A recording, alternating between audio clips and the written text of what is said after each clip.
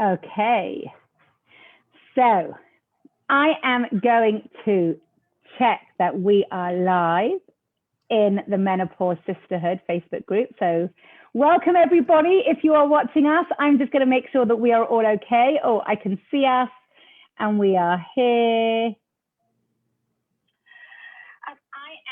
Yes. Seems like we are live and seems like everyone can hear us. So welcome everybody. Super happy. Oh, let me just turn that off. Okay. Welcome everybody to the Menopause Sisterhood Facebook group and our Just Between Us Facebook Live series. We are on episode 2 with the wonderful Tami Rowh, and I'm just going to give everyone a minute or two to join. If you are not watching us live, but you are watching us on replay, then you can add the comments #replay. And if you are joining us live, then just give us a thumbs up or a like so that I know who is here and who is watching us. So we're just going to give everyone a minute or two to connect with us. And I am just checking my phone, my other device, so that I can see who is here. Okay. But I think everyone is here. I think we are live in the Facebook group. So welcome. We're going to start. Tami, are you good to go? I am all good. Okay, fantastic. So welcome everyone. As I said, I am Jacqueline and I am founder of the Yoga Room and the creator of the Menopause Sisterhood. I am a yoga for women's health teacher, a passionate women's health advocate, and I am so happy to have you all here today joining us. And today I am in conversation as part of the Just Between Us series with Tami Rowh. I'm going to give Tami the opportunity to introduce herself in a minute. But just to tell you all what these conversations are about, these are all about having open conversations between women in a safe space, all about the things that we don't usually talk about, things like menopause, midlife, women's health, aging, and trying to really bust the myths, you know, change the stereotypes, change the narrative, change the conversation that women typically have around these issues, really give, you know, lots of information. There's so much confusion, frustration, lack of information around all these topics. And really these conversations are an opportunity for me to talk with other women, you know, women in professions that support women in midlife, and to really open up the conversation. So if you have questions, put them in the comments and we will respond to you. If not live immediately as we go, there's a bit of a time delay between the Zoom and the Facebook. But we will definitely answer them, and we will answer them. If not live, then after our conversation, we'll go back into the comments and have a look, and we'll answer all the questions. So Tami, I'm going to hand it over to you. Tell everyone who you are, what you do, and really why you are in, or what you do within this health and wellness space with women on their menopause journey. Yeah. Well, thank you so much for inviting me today. I'm really looking forward to our conversation. My name is Tami Rowh. I am a registered dietitian and yoga instructor. I live here in the States, and so it's a little early, and we had snow today. So there's oh wow. I have 6 inches outside my window. Oh my goodness. Oh my gosh. Yeah, it's crazy. So I'm a registered dietitian, and when I'm actually a second career dietitian. I was a vet tech before then. How random is that? But so yeah, when I became a dietitian, I was going to change the world. I was going to do, clinical. I was going to do nutrition support in the ER and ICU and all of that fancy stuff. But yeah, I quickly discovered that I really like people more than that. So I took kind of a side journey to corporate wellness, and I fell in love with corporate wellness. And during that journey, I kind of added on the yoga, and I was living out west at the time, and wellness is a really big, in the States, it's very segmented, right? So corporate wellness was just blossoming. I'm not going to say how many years ago this was, but it was quite a few. Corporate wellness was blossoming out on the West Coast. And so yeah, I really found my passion there with the yoga and integrating all of the kind of Eastern philosophies with Western medicine and just blending it all together. It was really exciting to me. And then I turned 42 and I hit perimenopause. The thing that was the eye opener for me was I had in the States, you have to have a master's degree for my profession. So I have a lot of college behind me, and all medical based. And I had never heard the word perimenopause. I didn't know what was wrong with me. I thought I had a horrible disease. I thought that I had, developed something that nobody had ever heard before, and it was unique, and nobody was, and nobody could possibly understand what I was going through, simply because we don't talk about this stuff here. We don't educate our professionals around what to do with women. So I am, I have this medical background and I have this yoga background, and I'm coming into perimenopause. It took me 2 years of seeking out a provider, a doctor who would say, hey, I think you have perimenopause. I think you're in the middle of this journey. I'm going for a second, because I want women to know that even for someone like you, who was in the health and wellness field, who is a yoga teacher, who in a way should have known, even someone like you didn't know. And it took you 2 years to find the right support within, the medical field. And I want everyone to know that if, us who are in the profession find it hard, then they should know that it's because they're, medical professionals unfortunately don't know how to diagnose this properly. They don't know about menopause management properly. There are lots of things that our fantastic, wonderful doctors do not know about this stage of life. And I think you're giving such validity to, the regular woman who is having challenges with this. Yeah. It was very eye-opening for me. So that was the point where I decided to pivot everything. We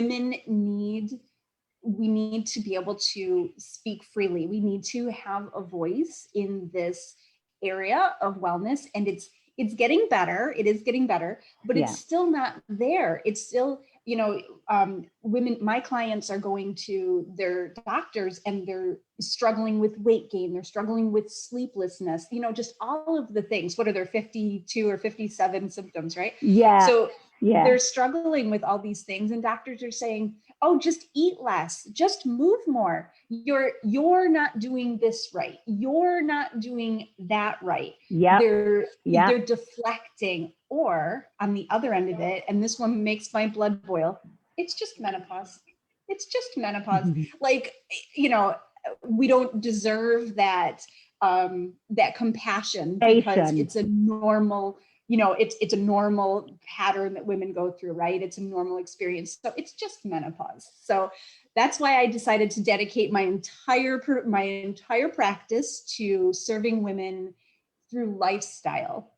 So in the States, I can't diagnose outside of my realm, right? So everything is based on, what we can do lifestyle, and women are making huge gains starting with lifestyle. And then we add in things like HRT if we need to, or medical intervention at that point, right? Yeah. But we don't start there. We start with what we can control first.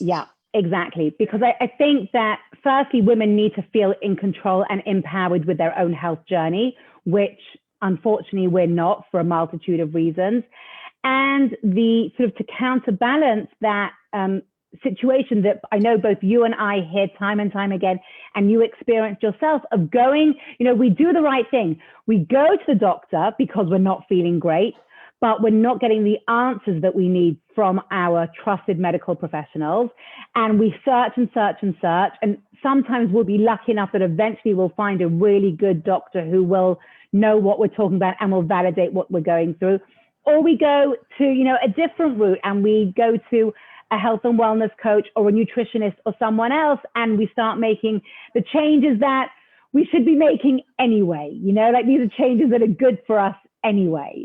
Yeah. And I also know that in America and in Canada, where you are, things are a little bit different. But I know that in England, where I am from, in Israel, where I live now, we have, a nationalized health system. In England, they have the NHS, and in Israel, we also have something similar. So it's very easy and cheap to go to your doctor. So going to a health and wellness coach, or going to, an alternative medicine practitioner, or, paying money for something out of the medical health care system really is way down on the list, because you have so many options, free, available options to keep going to see a doctor, a women's health, a gynecologist, or you keep going through the conventional system because it's free.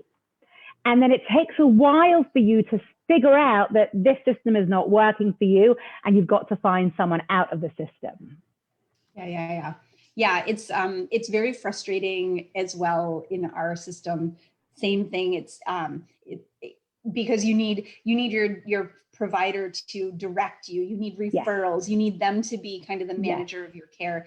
So it's better now. So new dietitians can now accept insurance in some states, which is nice, but only within our little local group. So I can't see somebody across the country and bill their insurance. So I mean, it's still very segmented. But yeah, and sometimes the simplest answers are we overlook those because it means out-of-pocket expense, or doing a little bit of digging and just being your own health advocate. Yeah, exactly. So tell me where you are today on your own health journey, and then tell me a little bit about what you've learned and how you support your clients and the women that you work with.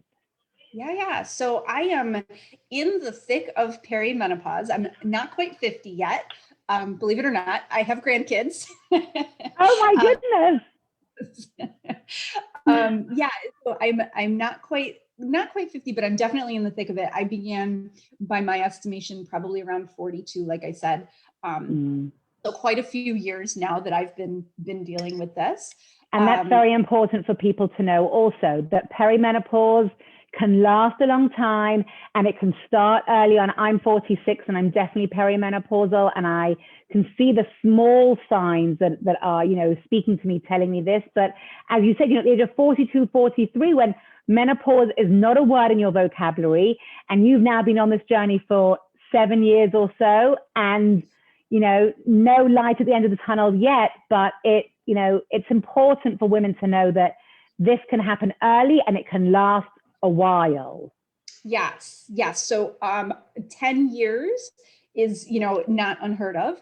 I have some clients who have, they've moved over into post-menopause, which we know as that. So, menopause is that 366th day without a menses, right? So then post-menopause is 367. So I have women who are on the other side of that, and there's still some residual effects. It's not like that's a magical day. You still have a lot going on. So, and even my own journey. So things have ebbed and flowed. I have had periods of time where I have had things, no symptoms. I've got energy. I'm sleeping great. I'm teaching, 20 yoga classes and fitness classes, and I'm rocking along and everything, and I'm running marathons, right? And then I might have a period of time where I'm knocked completely out, and I'm not teaching classes. I'm taking that time and stepping back. I have new symptoms popping up or conditions. And with no reasonable, it's not like I could say, oh, this changed or that changed. So I really feel it's important for women to understand that, once you feel like you have it all under control, you're probably still going to have some journey left to you. You have to learn to be a little bit more resilient and a little bit more able to pivot. you know, with where you go. And that's where what I do with clients is I help them to, well, through mindfulness, right? We, you know, us yogis are very big on mindfulness, and I incorporate the nutrition in there. So what we do is we take that mindfulness piece and apply it in mindful eating. And I really, really drill in on self-care.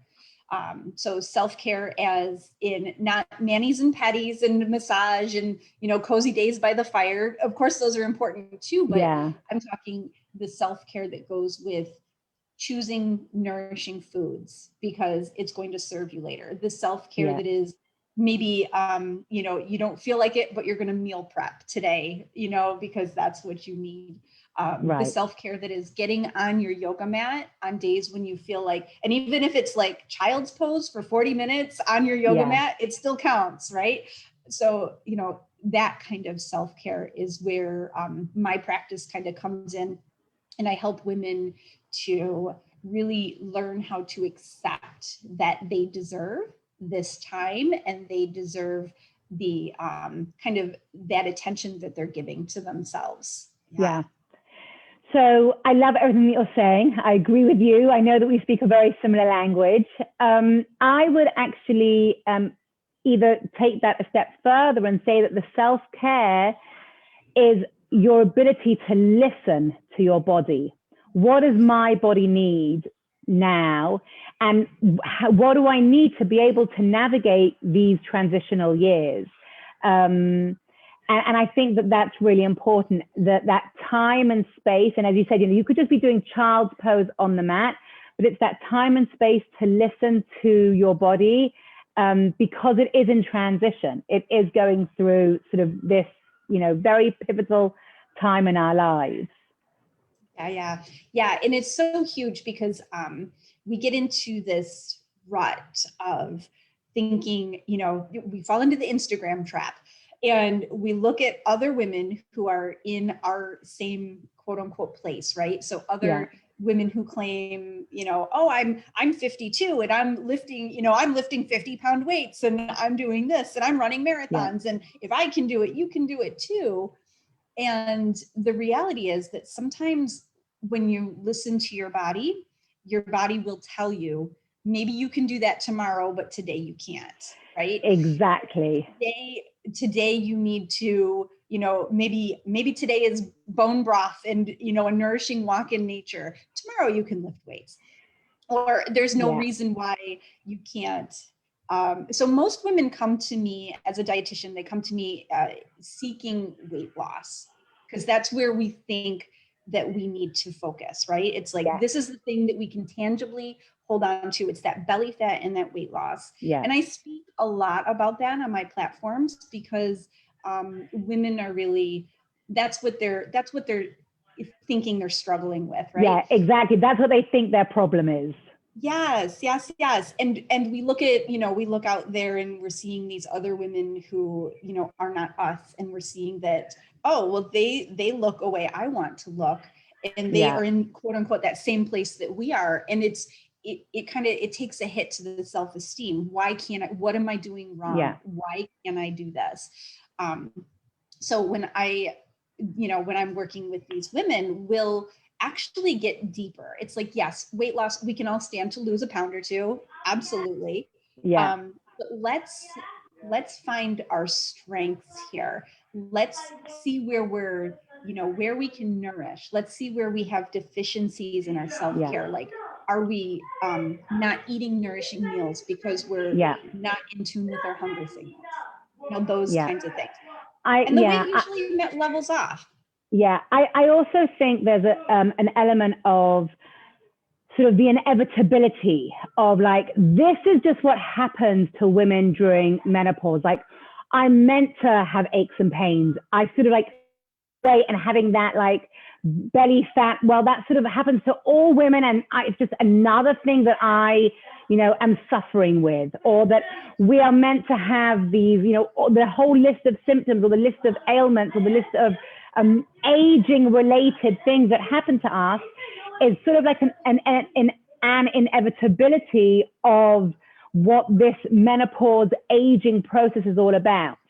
And I think that there's an element of really understanding what's going on in our bodies, what menopause really is, what this transitional, natural, hormonal fluctuating time really means for us, how that impacts us physically and emotionally, and then what that is preparing us for in postmenopause life.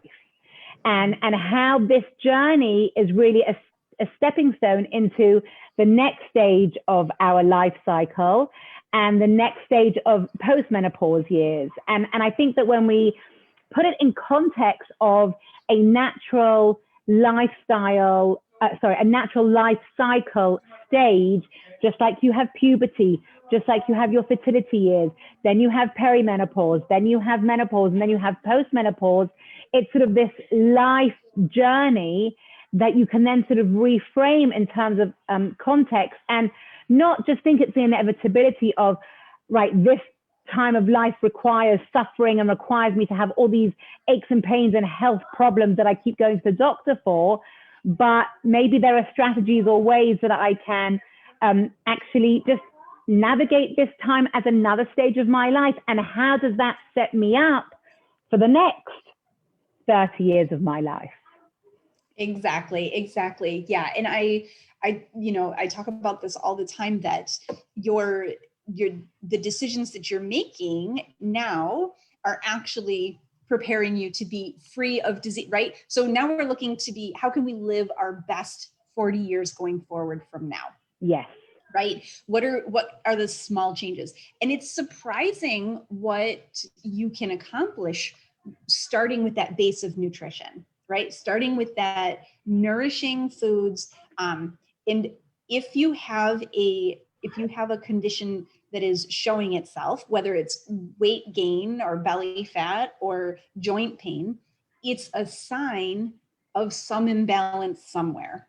Right. And usually when we start to dig a little deeper, we pull into that mindfulness, we start to really listen to our body, we can start to suss out or peel away the onion, right? Yeah. And find that deficiency, and then work with that, right? So it might be, okay, now we're not getting enough healthy fats, or we need more fiber, or whatever, we're not sleeping well, so we need to manage our stress better, or whatever it might be. A lot of times we can start very simply. I mean, it sounds simple, but going through those stages and start with what is proven to tackle those things first. And the rules change. So what worked when you were 30, that's not necessarily the answer when you're 47 or 57. Right. Yeah. It changes a little bit. So given that it's very age specific, and also it's very woman specific, because every woman has her own journey, are there a couple of sort of basic things that you wish every woman knew?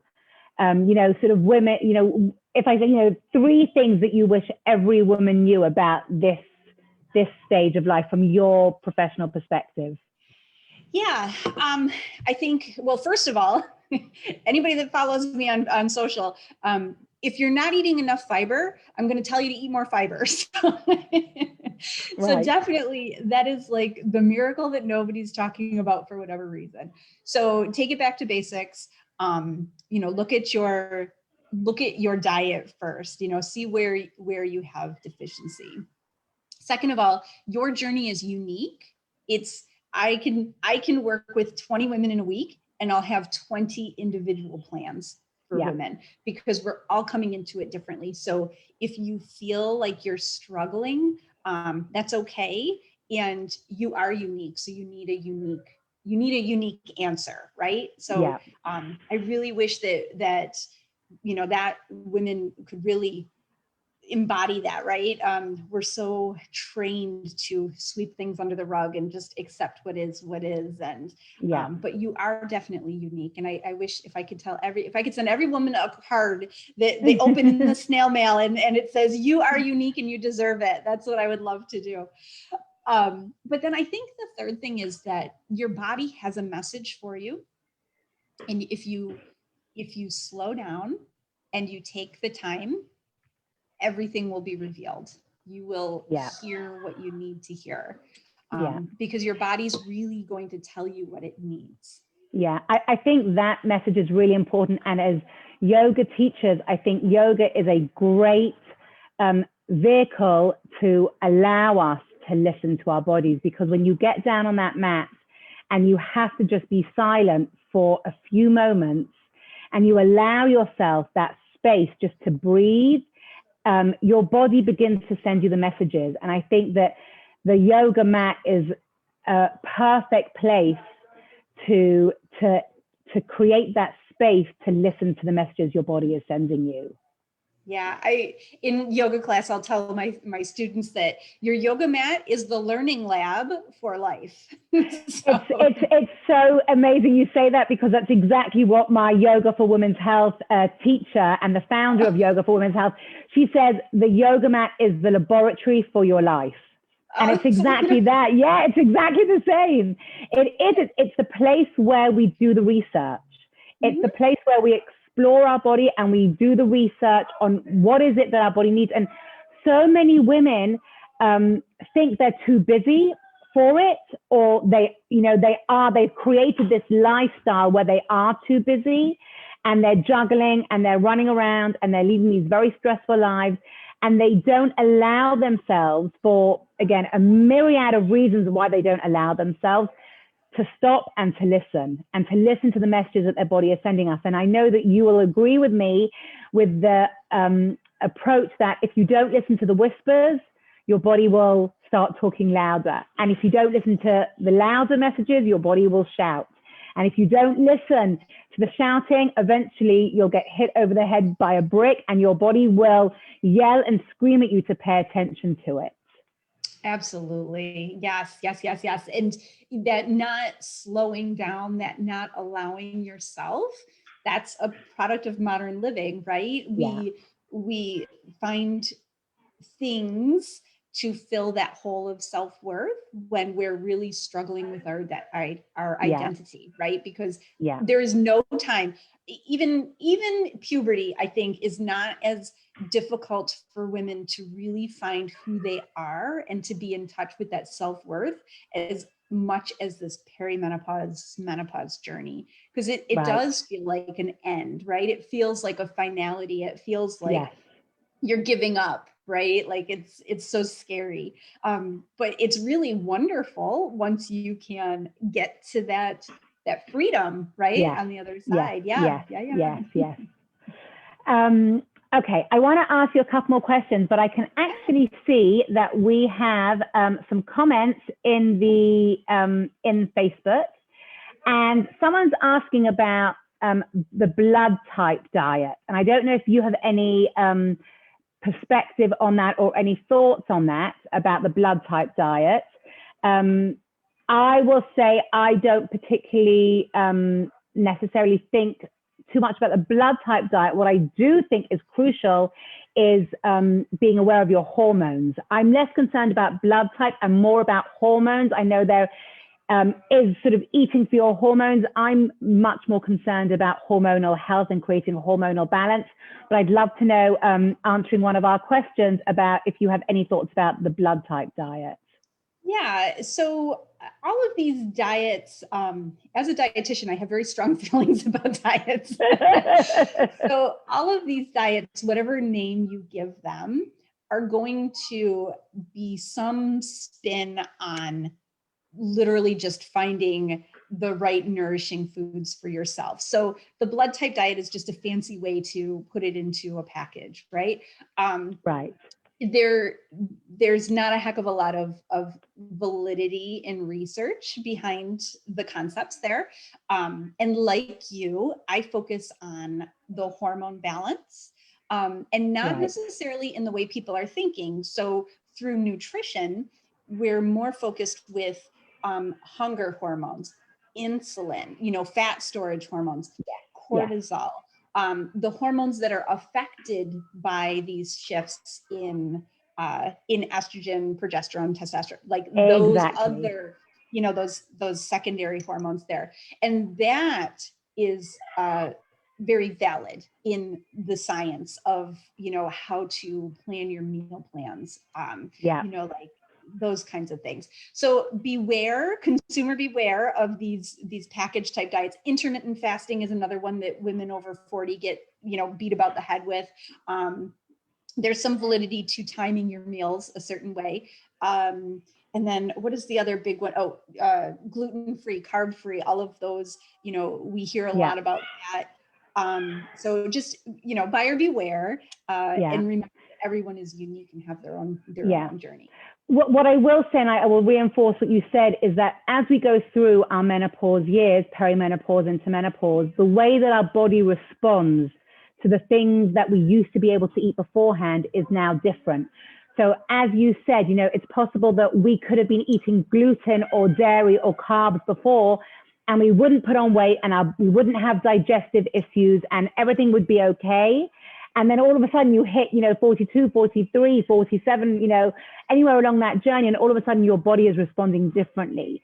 So then I think we really need that comes in, to the discussion about listening to your body. It's not just about the weight gain, but it's about the digestive sort of response to the foods you were eating. Is certain foods causing gut inflammation? Are you feeling more bloated from certain types of food? Are you responding to the same foods differently now? And I think that is, just reinforcing what you were saying about sort of, picking a diet. I think it's more about really listening to how your body is responding, because it will respond differently in perimenopause and menopause. Absolutely. Yeah. And what has always worked before, not necessarily. Exactly. Yeah. Okay. We're coming up to half an hour, and I don't want to take up too much of your time. I want to ask you, what do you wish that you knew, 10, 15 years ago that you know now? What message do we need to be giving our daughters, our nieces, like the next generation of girls growing up? What do they really need to know as we open up these discussions?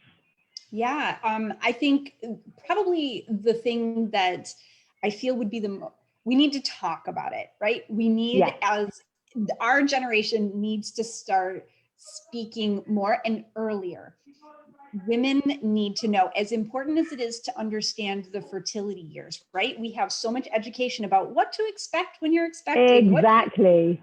Prepare your body.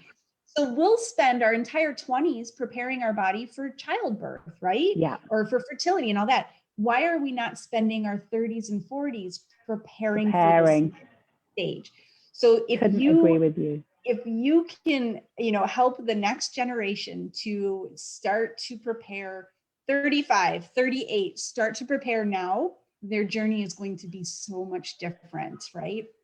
So I think we just need to start talking about it. It needs to be common. It needs to be something, and it's getting better in some parts of the world, but we're still a little behind. It is getting better. I know that in the UK, they're now including menopause education as part of biology and sex education in high school. So I know that that's happening in England.